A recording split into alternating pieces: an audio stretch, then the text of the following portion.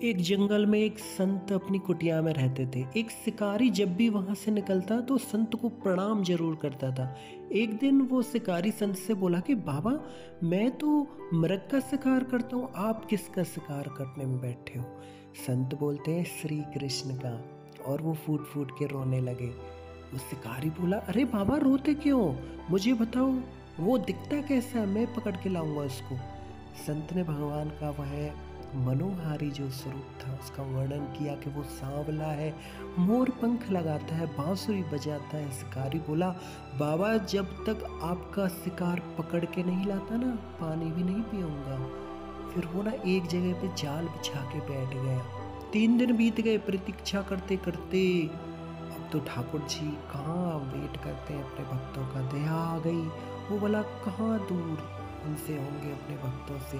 बांसुरी बजाते भगवान आ गए और खुद ही जाल में फंस गए। शिकार तो उनकी भुवन मोहिनी छवि के जाल में एकदम फंस गया जो है शिकारी।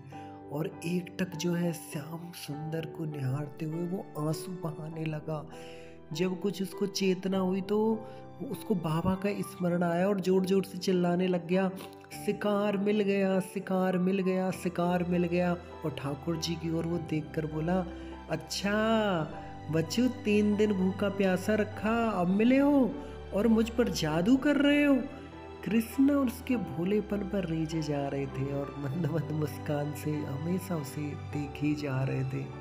शिकारी कृष्ण को जो है शिकार की भांति अपने कंधे पर डाल के संत के पास ले गया। बाबा, आपका शिकार लाया हूँ। बाबा ने जब ये दृश्य देखा तो क्या देखते हैं कि रात के जो कंधे पे शिकारी के श्री कृष्ण और जाल में से ना वे मुस्कुरा रहे। संत के तो होश उड़ गए, उस शिकारी के चरणों में गिर पड़े।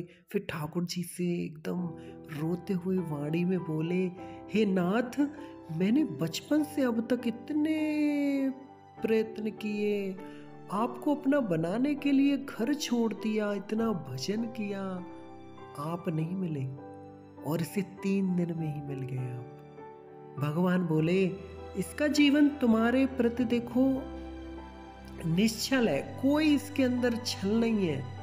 तुमने जो इससे प्रेम से कहा, इसने वचनों को जो है दृढ़ विश्वास के साथ ये आपके वचनों पर रीझ गया और मुझसे इसके समीप आए बिना रहा नहीं गया।